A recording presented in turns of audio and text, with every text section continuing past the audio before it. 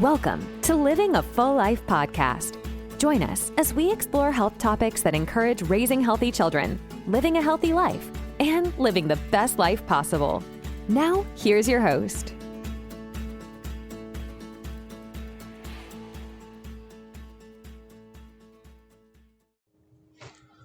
I'm Dr. Enrico Dolcecore, and welcome to another episode of Living a Healthy Life podcast. Thanks for joining us again. Today, I want to do something fun and take you through a fun story. So sit back, grab a coffee, and listen to this one. I've never really sat down and told this story from front to end, ever. And people have always told me I have to write a book. And it's called Winning $1 Million. We all dream of it, and these days $1 million doesn't go too far. But growing up, winning $1 million was the big thing. And I remember my father, growing up, his English wasn't great as an Italian immigrant to Canada, and but yet he ran his own business in construction and did quotes and met people and was very endearing. And whenever we go to like the grocery store or the bank or anything like that, it'd be like, "Hey, how can I help you?" And he's like, "Oh, I could take $1 million, please." And usually people would laugh. It was just a cool and endearing thing that he said. And I always caught that. And then, as the years went by, I'm like, "Oh, Dad, stop it with the $1 million thing." But he'd always say it. "I'll take $1 million." And then sometimes people would play with him, like at the convenience store, and be like, "Yeah, you want that in ones or tens?" And be like, "Oh, whatever you got. I'll just put it, as long as it fits in a briefcase, I'll take that." And he'd just be fun with it. And it'd always make people laugh. It was his thing. And he also always played the weekly lottery. And up in Canada, it was very similar to what we have here: Mega Millions, Powerball. It was the Lotto Max and 649 in Canada. He was playing the Lotto Max, and he goes in to check it, and he checks it, and he sees the zeros on the little, that little red number screen. He sees it, and he's like, "Oh, what the?"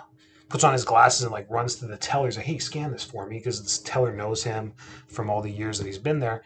And he's like, "Joe, you won." He's like, "Yeah, I know, 10,000. And he's like, No, $1 million. And my dad's like, "Whoa, I missed a couple zeros. This is amazing." He wins $1 million. So in Canada at that time, in 2014, the Lotto Max had a cap of 50 million. I think it's 60 million now. So once, no winners each week, it just keeps getting higher and higher, but it caps at 50 million. Then at 50 million, they will have additional prizes of 1 million. So that's what he won. He's like, "Why couldn't I have won the $50 million jackpot?" I'm like, "Dad, you won. It's amazing." So he had won the extra prize. So they draw the first number, and that one would be the $50 million jackpot. Then they'll draw another 7 numbers, and that will be the first prize. And then another 7 numbers, that'll be the second prize. So yada, yada, yada. You go down the list, and then his came up for $1 million prize. And there was no other person that had the same number, so he got to keep the full pot, $1 million, yada, yada, yada. Wonderful. In Canada, you don't pay taxes on it, so sweet. He kept the whole $1 million. And that's the ending of the story. I'm going to rewind and go right to the beginning like a Hollywood film. We started off with the climax of the story, winning $1 million, and then going all the way back to 2011. I was in the middle of getting ready to move my first practice just across the street. We had bought our practice at a school, my wife and I, from a retiring doctor that was there from 1987. So he had started it from scratch, had built a great following there. And we took over the space, and it was August 2008. 2008, does that make you nauseous, that number? 2020 and 2008 are the 2 years that make my stomach nauseous. So we end up closing on this thing September 2008, and October 2008, you guys probably remember the crash, right? Yeah, so that's where, 8.9% interest on our business loan and the crash. Great way to start our careers. But anyways, we start there and we fast forward to 2011. We're growing, we're struggling, we're growing, we're making it. And I was just in the kitchen with my dad, and I was like, "Dad, the Business Development Bank of Canada sent me an email saying, because we've been consistent with our payments and we're doing good, they're like, if you need any extra cash up to $50,000, here's a quick fill out this application, and it's guaranteed into your bank account." I was like, I don't want any more debt. We're working hard. My dad's like, "If you do take that, can I have it? I'll pay the loan interest. I'll pay the loan monthly," because he had just taken over a granite shop. we were trying to convince him to kind of wrap it up and retire already from construction and managing his business. And he had met this other person that was running the shop, and the main owner had to leave and go to Brazil and not come back. And my dad was like, I want to do it. I can do it. I was like, you're crazy. And he's like, but I need granite. I need to buy like $20,000-$30,000 worth of granite just so I can sell it and store it on there. I'm like, I get it. I know that. I mean, if you think you're going to be successful, yeah, I'd love to support you. My wife was not happy with that decision, even though I asked her, and she's like, I don't feel comfortable doing this. We did it. That was mistake number one. You always learn from your mistakes. So my dad's like, I promise, I'll pay you back as soon as we sell the granite. I'm like, okay, Dad, no problem. Let's go with it. Shortly there, that same year, my dad gets diagnosed with colon cancer. So he goes in for a colonoscopy, and they find a tumor growing in his colorectal area. And I remember it like yesterday. I was walking through O'Hare Airport coming back from a seminar with Christine, my wife, and I get a text from my sibling that says, Dad has cancer. 3 words, text. I stop, sit down. I'm like, I have to process this. That's kind of a blow there. What's going on? And I did, and got my flight back to Calgary. Sat down with Dad. I said, Dad, what do you want to do? How are you going to tackle this? He's like, I don't know. Anyways, it was stage 1.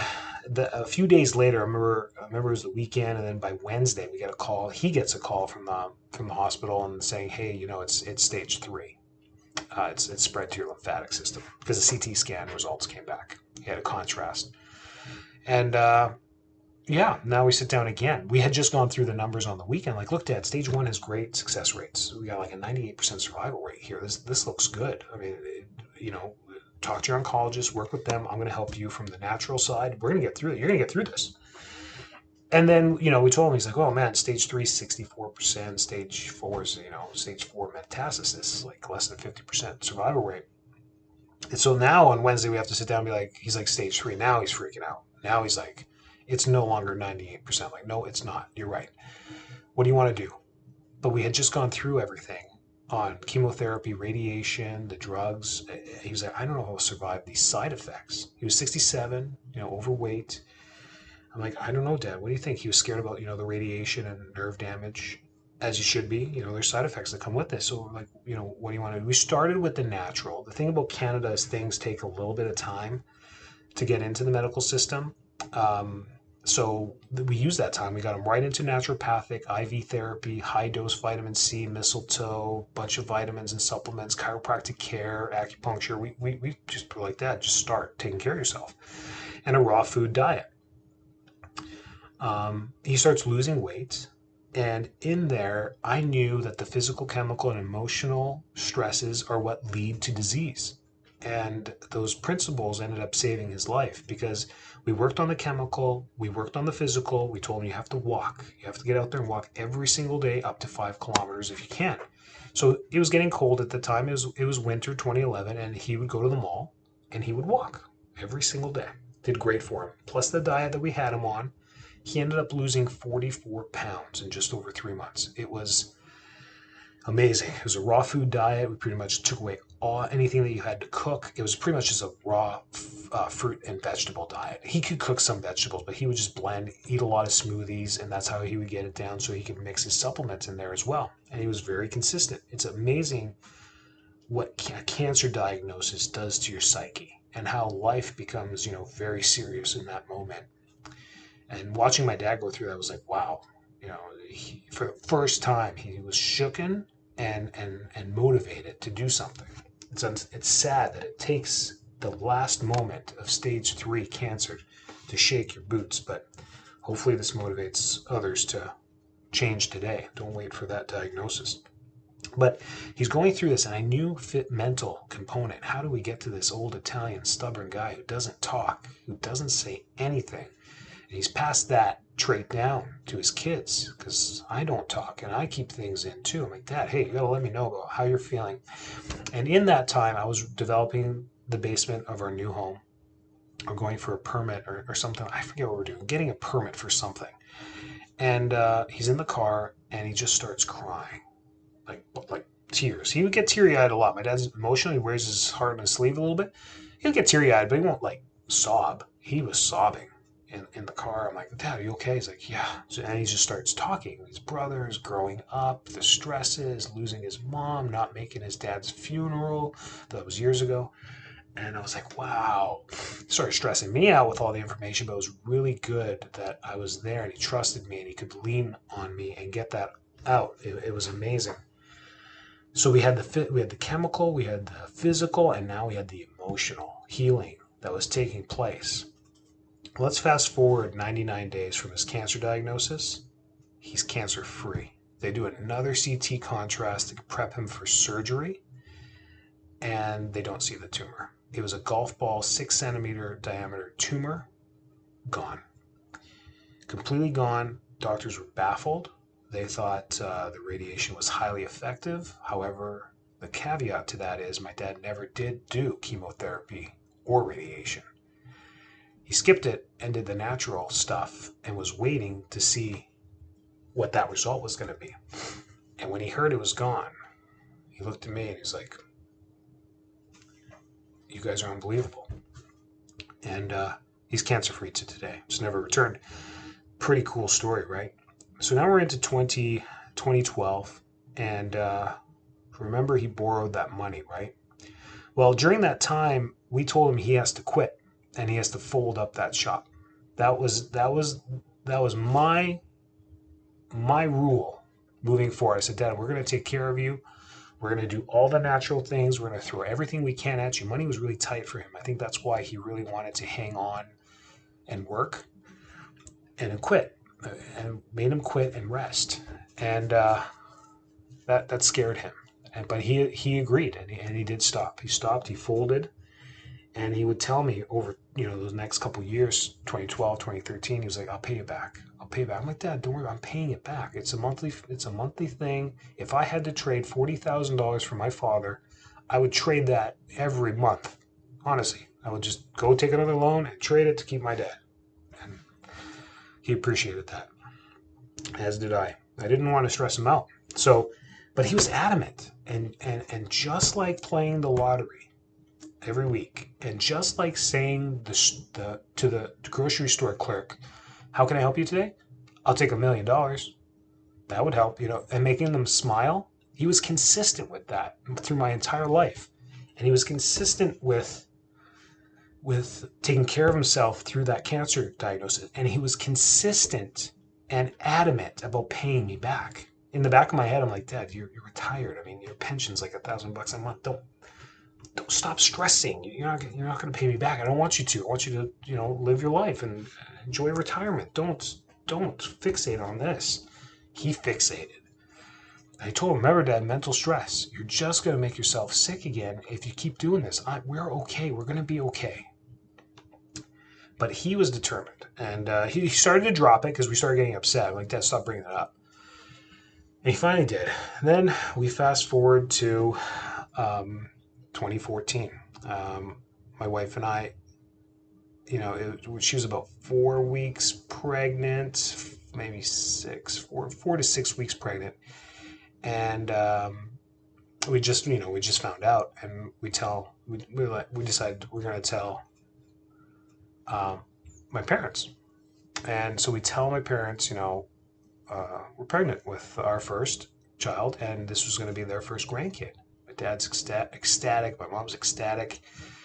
And then literally a week later, I think it was 10 or 14 days later, he wins the lottery. Crazy, right? Do I have to write a book? I think I have to write a book. We got to write a book. This podcast is great that I'm getting it out there. I've never told a story like this before.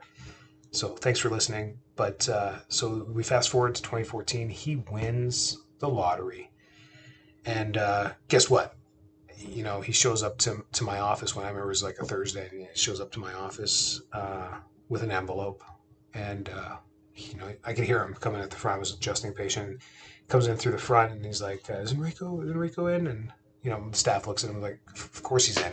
He owns the place. He's the only guy here. and he waits. He comes up to me. He's like, I promised you the $40,000. He cries. I cry. Yada, yada, yada. And I'm like, thanks, Dad. I really appreciate that. And, they're still in the home that they had prior to winning the money. They had put in new hardwood floors, painted, put in some cabinets, got a new water tank. I think redid the roof, but they're still there.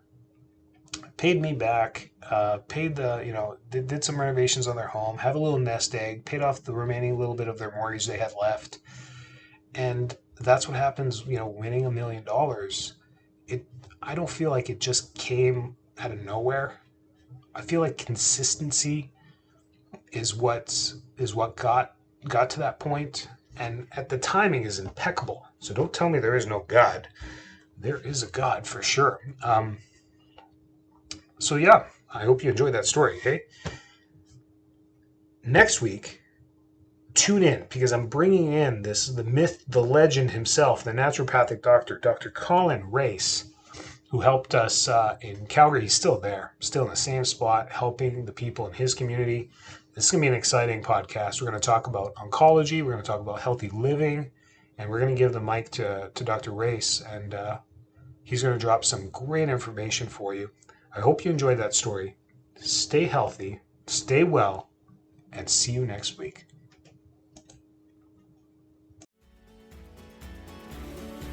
Thanks so much for tuning into this episode of Living a Full Life podcast. If you're enjoying the show, please feel free to rate, subscribe, and leave a review wherever you listen to your podcasts. That helps others find the show, and we greatly appreciate it. Thanks again for tuning in, and we'll catch you in the next episode.